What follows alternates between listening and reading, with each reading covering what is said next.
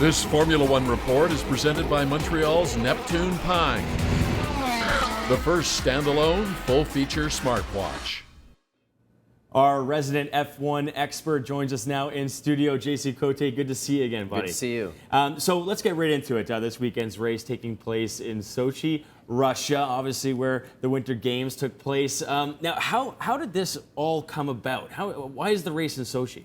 Right, so at the same time that the Russian government was starting to get the Olympic site together, they started lobbying Formula One, but especially they started lobbying some of the auto manufacturers with all the wealth in Russia that's appeared over the recent years. So they started lobbying Mercedes and Ferrari and other manufacturers to be able to hold a race there. And lo and behold, they got their wish, and it's built around the Olympic site in Sochi.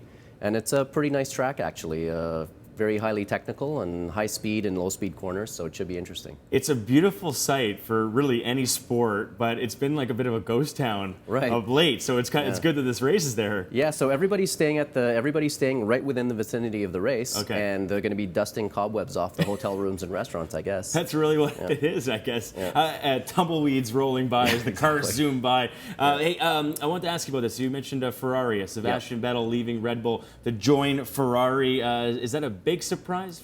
Probably well, it's not that big a surprise. We knew he was unhappy, but there's a couple of factors that have contributed to that, and one of them is Adrian Newey, who's the winningest designer of any other designer of Formula One cars in history, is taking a back seat next year. And so this Red Bull car that this year was already a little bit under spec compared to last year is going to likely to be even lesser performing next year. And so I think it was his time to get out, and he wants to follow in the footsteps of his longtime idol Michael Schumacher, who was at Ferrari. And who gets bumped from Ferrari? Well, I think Raikkonen's going to stay. He's supposed to retire at the end of next year. He has a solid 2-year deal, and Alonso is not being bumped, rather leaving on his own accord. He's unhappy. So. I quickly just wanted to ask you about that, because this is something I've always kind of wondered. When you got drivers kind of switching teams all the time, are there any secrets left in racing?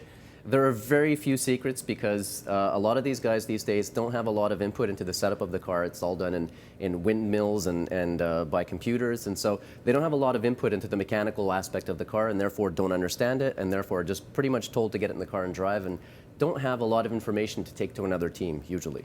Very cool. Well, anyway, it's good to see some action back in Sochi. Thanks for that and your insight on that. We'll see you next time, and looking forward to the big race this weekend. All right.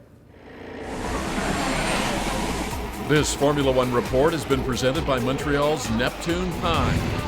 Make calls, text, surf, and more without tethering.